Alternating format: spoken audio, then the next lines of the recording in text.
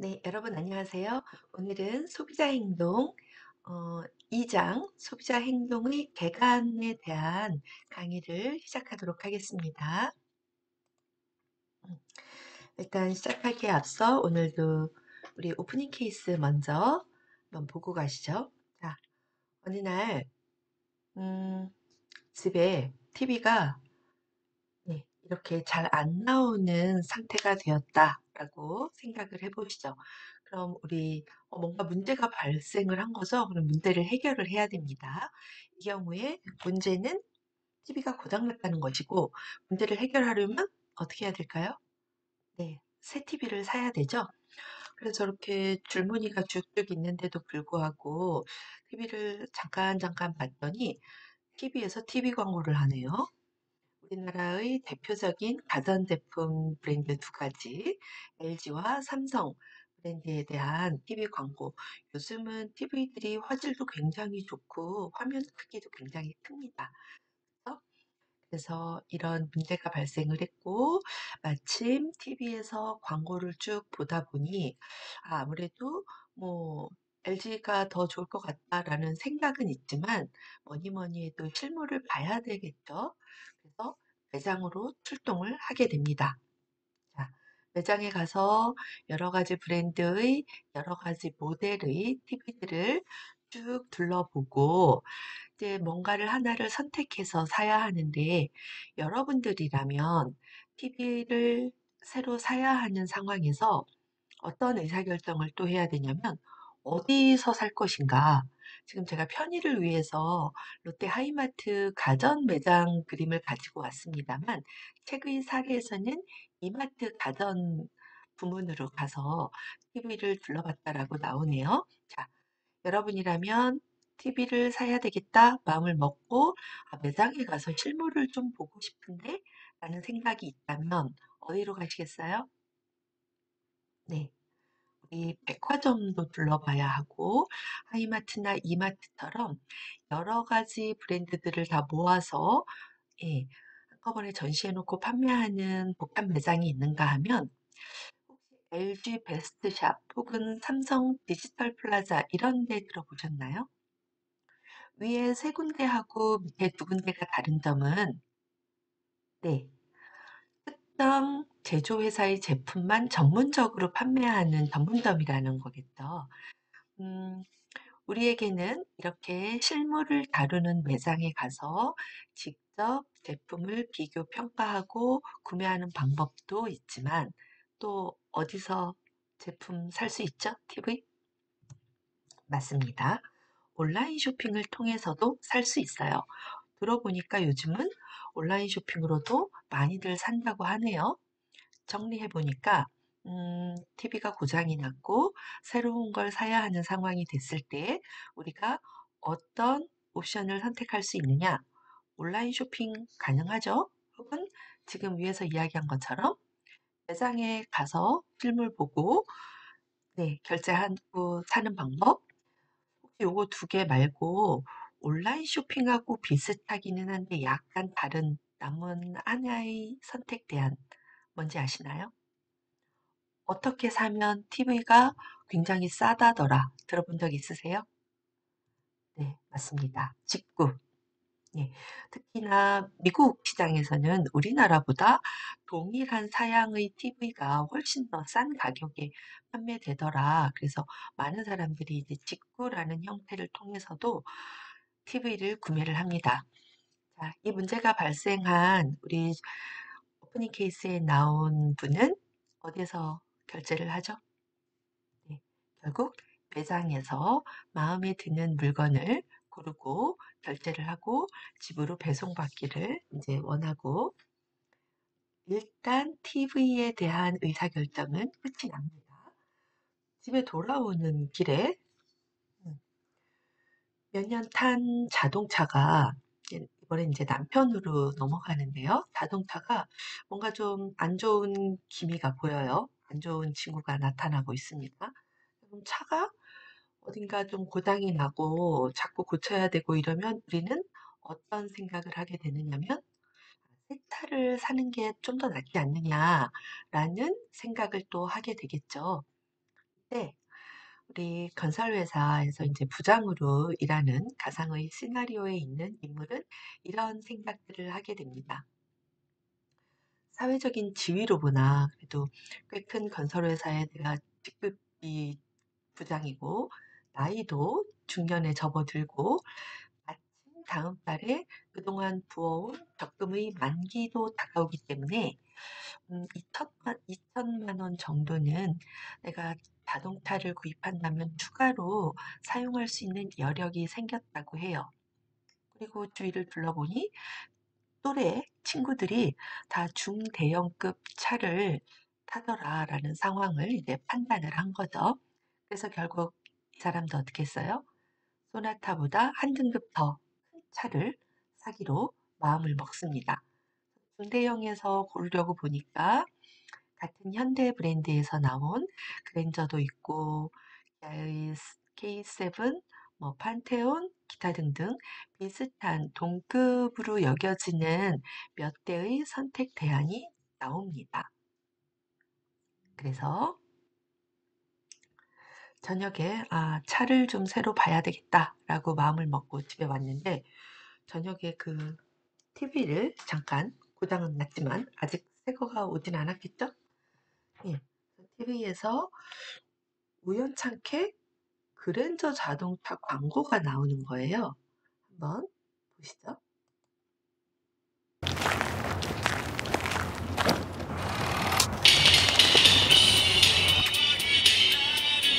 야, 야, 우리 다음에 성공하면 뭐 할까?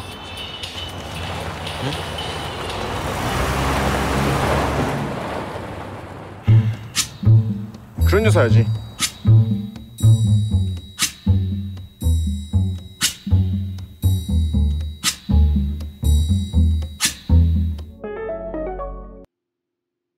네, 저 광고를 딱 본 거예요. 보고 나니까 어, 나이도 딱 자기 나이인 것 같고 93년도 배경으로 나오는데 그때 자기도 고등학생이었다라는 거예요.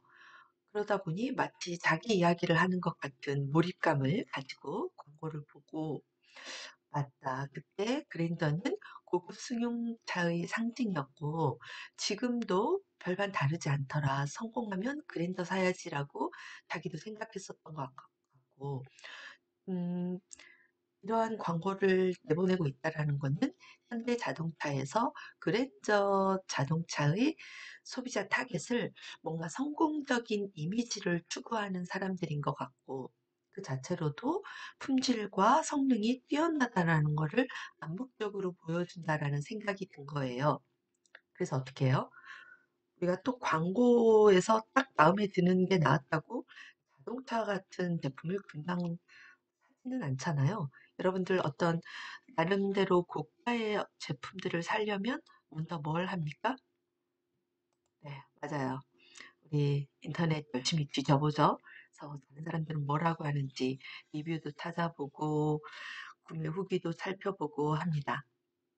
이렇게 정보를 좀 검색한 다음에 다음날 회사에 갔더니 회사에 마침 새로 나온 그랜저를 타는 사람이 있는 거예요. 그 사람한테 가서 또 어떠냐, 만족하냐, 어디서 사야 잘 사냐, 여러 가지를 물어보게 되고요.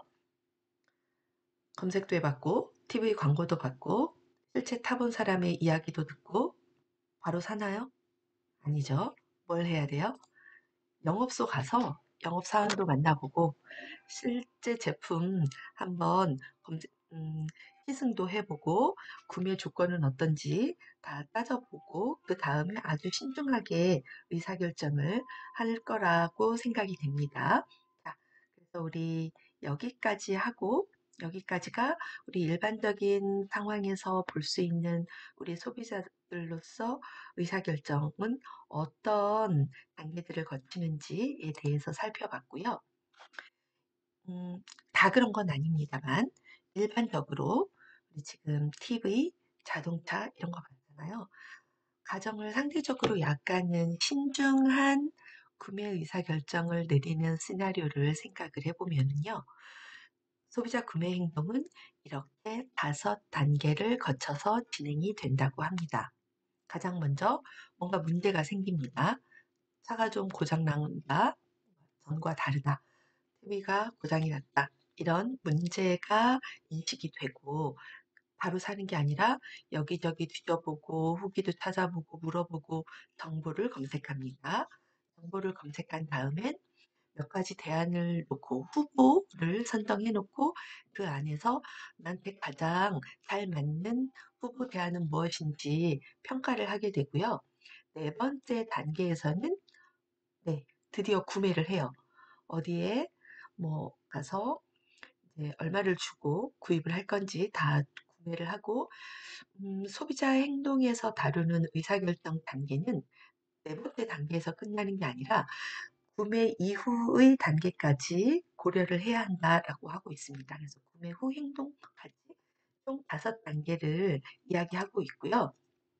이렇게 소비자가 구매와 관련된 의사결정 총 5단계를 거치는 상황에서 어떤 것들이 영향을 미치고 우리 본 챕터 2에서는 어떤 내용들을 중점적으로 다룰 거냐면 일단 구매하고자 하는 제품에 대한 관여도라는 개념이 하나 나오고요. 그리고 구매 의사결정, 판단에 사용되는 우리 사람들의 머릿속에서 나오는 인지 시스템, 마지막으로는 제품에 대한 지식, 이 세 가지가 소비자 구매 의사결정에 영향을 미치는 중요한 요인 중의 세 가지고 이 챕터 2에서는 중점적으로 다루게 됩니다. 본격적으로 구매 의사결정 5단계는 3장부터 5장에 걸쳐서 자세히 나오게 되고요. 우리는 본격적인 구매 의사결정보다 앞서서 관여도, 인지 시스템, 제품 지식 이 세 가지 먼저 살펴보고 넘어가도록 하겠습니다. 자, 서두가 길었지만 본 챕터에서 다룰 내용은 소비자 행동의 대략적인 설명과 그다음 소비자 행동에 영향을 미치는 세 가지 항목, 관여도, 인지 시스템, 그리고 제품 지식에 대해서 이야기하도록 하겠습니다. 우선 소비자 행동은 조금 전에 보셨던 5단계 있잖아요. 그걸 소비자 구매 의사결정 과정이라고 이야기합니다. 그래서 우리 2장에서는 지금 소비자 의사결정에 영향을 미치는 세 가지 관여도, 인지 시스템, 제품 지식에 대해서 대략적으로 살펴볼 거고 3장부터 본격적으로 우리 구매 의사결정 5단계 그리고 이 구매 의사결정에 필수적으로 상호 영향을 주고받는 정보 처리 과정 어떤 특정 자극에 노출이 되고 주의를 기울이고 이해한 다음에 기억하고 기억했던 말을 다시 끄집어내고 특정 제품, 브랜드, 기업 등에 대한 태도를 형성하고 이런 일련의 단계는 정보 처리 과정이란 이름으로 불리고요. 소비자의 구매 의사 결정과 뗄래야 뗄 수 없는 네, 중요한 연관을 가지고 있습니다. 이러한 소비자 행동에 큰 영향을 주는 두 가지 요인은 개인적 요인 그리고 환경적 요인이라고 볼 수 있습니다. 개인적 요인으로는 소비자가 네, 특정 대상이나 행동에 대해서 갖고 있는 관여도, 인지 시스템, 제품 지식. 그래서 우리 본 챕터 2에서 이 세 가지 배울 거고요. 이 외에도 개인마다 다른 특징으로 볼 수 있는 학습, 개성, 가치, 라이프 스타일, 그리고 기타 인구 통계 변수에 대해서 각 챕터마다 설명이 나오고요. 또 환경적 요인으로는 문화, 본인이 속해 있는 문화, 사회 계층, 준거 집단, 가족, 그리고 구매 상황과 사용 상황 이렇게 나오게 됩니다. 따라서 우리는 이 구매 의사 결정 과정, 우리 챕터 2는 소비자 행동을 전체적으로 한번 미리 훑어보는 챕터이기 때문에 구매 의사 결정 과정 먼저 설명할 거고요. 그 이후에 정보 처리 과정 말씀드리는 순서로 진행해 보겠습니다.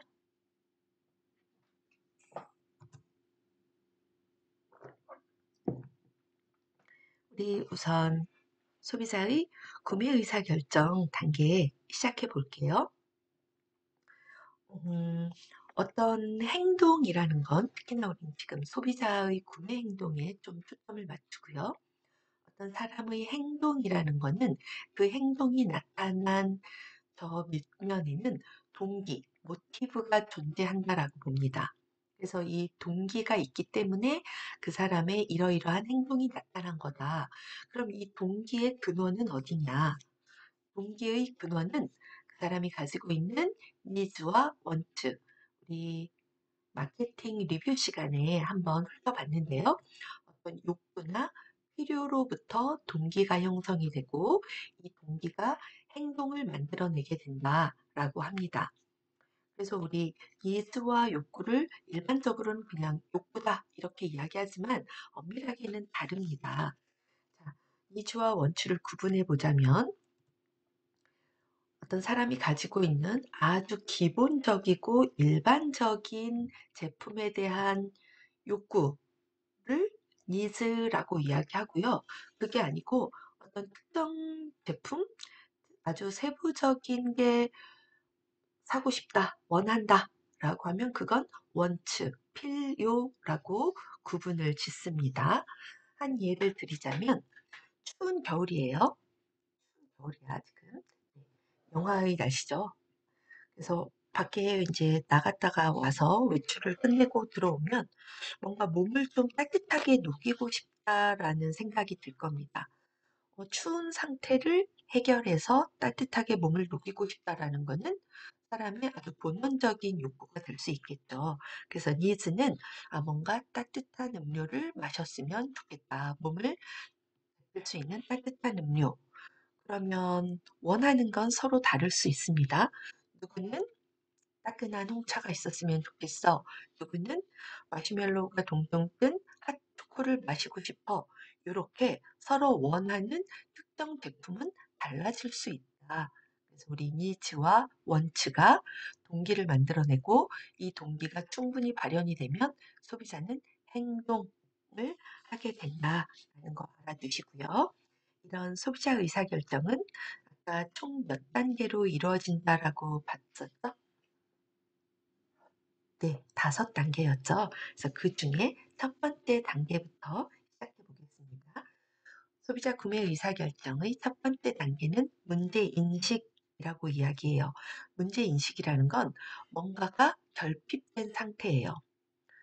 살아가려면 굉장히 필요한 것들인데 뭔가가 지금 결핍이 됐기 때문에 필요로 하는 상태, 그걸 문제인식이라고 이야기하고 다른 말로 문제인식은 욕구의 환기다라고도 합니다.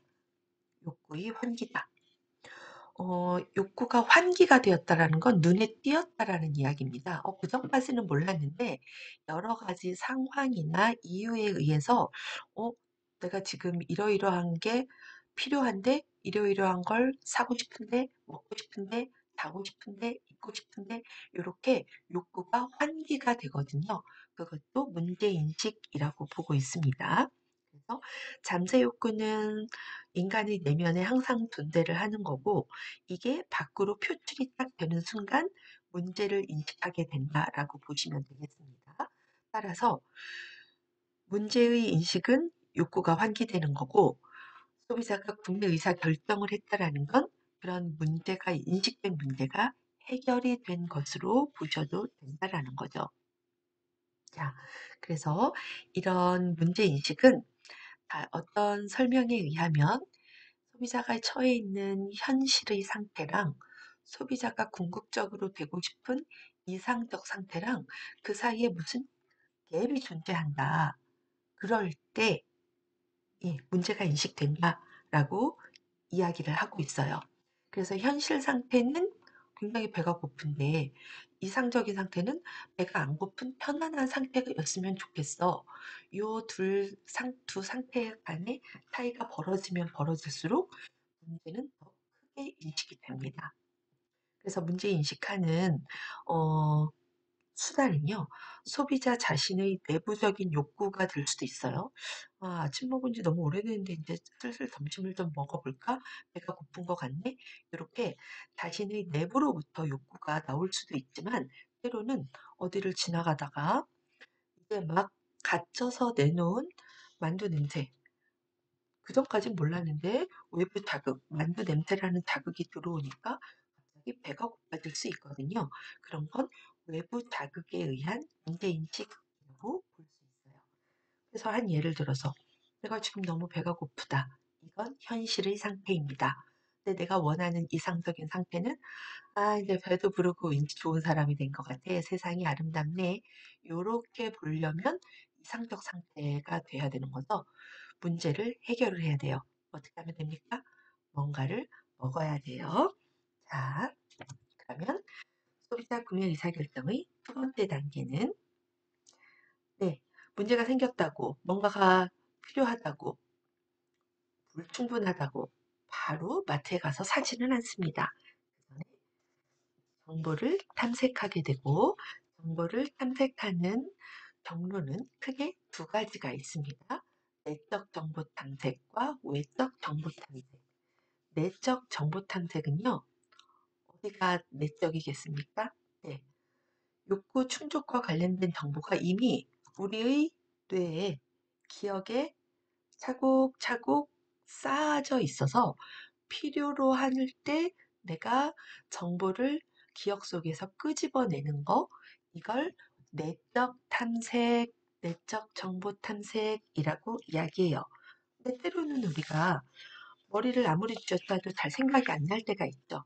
그럴 때는 기억이 아닌 외부로부터 정보를 찾게 됩니다.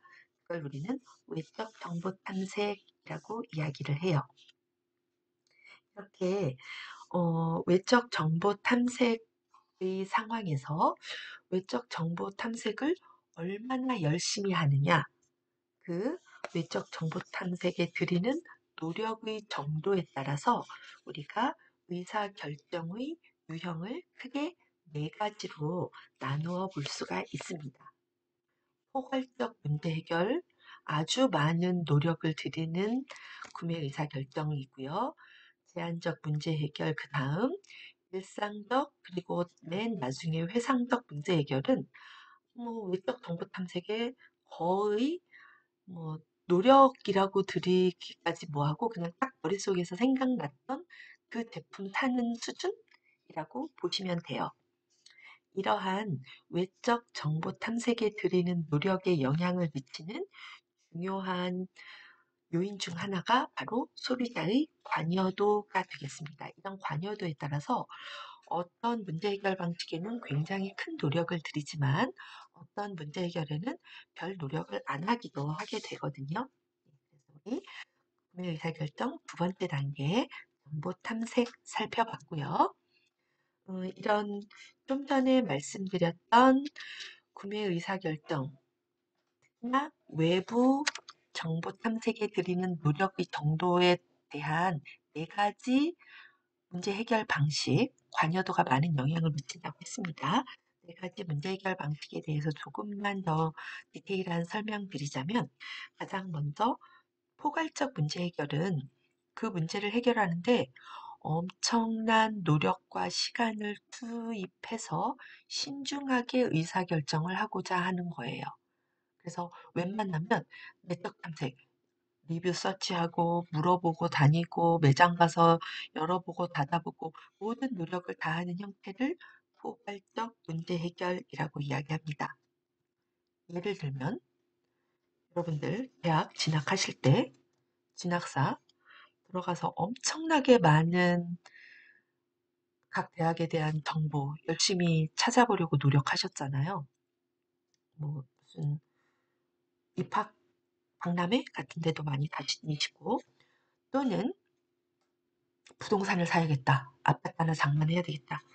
뭐 돈 많으니까 대충 사. 이런 사례를 제외하고는 우리 엄청 많이 집도 보러 다니고 은행에다가 얼마나 대출 받을 수 있는지도 알아보고 주변의 사람들 어느 동네가 괜찮은지 엄청나게 큰 노력을 기울이게 돼요. 이런 형태를 포괄적 의사결정이라고 이야기합니다. 외부 외적 정보 탐색의 정도, 노력, 시간 투입이 가장 많은 형태이고요. 제한적 문제 해결 방식은 말 그대로 문제를 해결하기 위해서 정보를 탐색하기는 하는데 엄청나게 많은 노력을 하는 건 아니고 그냥 조금 제한된 범위 내에서만 외적 탐색을 하자 하고 구매 의사결정에 네, 도움이 되도록 사용하는 방법입니다. 예를 들어 선풍기를 사야 되겠다라고 생각했을 때 여러분들 아까 대학 진학 내지는 부동산 구매의 상황만큼 엄청 열심히 외적 탐색을 하시나요? 네, 그렇게까지는 아니죠. 그렇지만 우리가 일반적으로 선풍기에 대한 지식이 그렇게 많지 않기 때문에 외적 정보가 필요는 해요. 이럴 때 사용하는 방법이 제한적 문제 해결 방법이다 라고 보실 수 있고요. 일상적 문제 해결은 내적 탐색으로 충분하다라는 거예요. 우리가 이미 많이 경험을 해봤어. 그래서 어떤 게 제일 좋은지 이미 알고 있다라는 거죠. 이럴 경우에는 문제가 생겼네? 바로 의사결정을 할 수 있습니다. 예를 들어 담배 피우시는 분, 담배가 떨어졌네? 어떡하지? 어떤 담배가 좋은지 주변에 물어보고 리뷰 사이트 찾아가면서 정보 탐색하시나요? 아니죠. 이미 최적의 대안을 알고 계시죠? 그래서 내적 탐색, 내가 사는 브랜드 뭐? 라는 의사결정이 바로 나오는 게 일상적 문제 해결. 담배와 더불어 대표적인 기호식품은 커피죠. 커피도 내가 좋아하는 커피숍, 뭐, 나는 이디야 좋아하니까, 나는 파스쿠치 좋아하니까, 커피가 땡기네? 그럼 저기 가야지. 이런 식으로 내적 정보 탐색에 의해서 최적의 대안에 대한 선택이 쉽게 나오는 형태를 일상적 문제 해결이라고 하고요. 마지막 회상적 문제 해결은 직접 경험은 아직 해본 건 아니에요. 만약에 직접 경험에 의해서 최적의 대안을 알았다면 일상적 문제 해결이었겠죠. 근데 직접적인 경험은 없어. 그렇지만 광고나 아니면 뭐 친구한테 들었다거나 인터넷 뉴스 기사에서 봤다거나 이런 걸 통해서 획득한 정보가 있어요. 그 정보가 기억에 네, 저장이 되어 있어서 문제 발견 즉시 의사결정이 가능한 형태를 회상적 문제 해결이라고 이야기합니다. 예를 들어 친구가 요새 참치볶음밥 삼김이 맛있대 이런 이야기를 한번 들었어요. 근데 편의점 가서 삼각김밥이나 하나 먹어볼까? 출출한데 뭐 좀 먹어볼까 하다가 그 말이 딱 생각이 났다라는 거죠. 그럴 때 활용하는 게 바로 회상적 문제 해결 이런 것도 있대요. 포테이토 칩, 농심에서 나온 건데 육개장 사발면 맛을 포테이토 칩에다가 가미를 했다라는 거죠. 이런 게 나왔다더라. 이거 들으시면 나중에 그 슈퍼나 편의점 가셨을 때 불현듯 생각이 나는 거죠. 뭔가 심심해서 간식거리가 필요했는데 그래서 구매하려고 딱 갔더니 기억이 저편해서 저런 삼각김밥, 저런 감자칩 떠오르더라. 그걸 구매하는 경우를 우리가 회상적 문제 해결이라고 이야기합니다. 마지막으로는 요 외적 정보 탐색, 내적 정보 탐색에 들이는 시간이나 노력과 별개로 충동 구매라는 번외의 문제 해결 방식이 나오는데요. 이건 문제가 인식됨과 동시에 문제를 해결하는 거예요. 그러니 문제 그 특정 제품을 보기 전까지는 그게 문제였는지 인식도 못한다라는 거죠. 그런 걸 우리가 충동 구매라고 하고 이 표정 제가 참 너무 딱 들어맞는다라고 해서 제가 잘 사용하는 표정입니다. 그 전까지 저 손가락이 가리키는 제품이 별로 필요하지도 않았고 살 생각도 없었다라는 거죠. 근데 보자마자 오 맞아 나 저거 진짜 필요했는데 이렇게 문제가 발생이 돼요. 그러면 바로 삼으로써 그 문제를 해결하는 형태가 충동 구매라고 보실 수 있는 거죠. 표로 다시 한번 정리를 해보겠습니다. 포괄적 문제 해결과 제한적 문제 해결은 상대적으로 소비자가 그 제품과 관련해서 관여도도 높고요. 외적 정보 탐색에 시간과 노력을 많이 들이는 형태예요. 반대로 일상적 문제 해결과 회상적 문제 해결은 관여도도 별로 높지 않고 외적 정보 탐색까지 열심히 하지 않고 시간과 노력도 최소한으로 들여서 문제를 해결하는 형태다라고 보시면 되겠습니다. 우리 1, 2단계까지 했는데요. 3단계부터는 다음 세션으로 이어가도록 하겠습니다.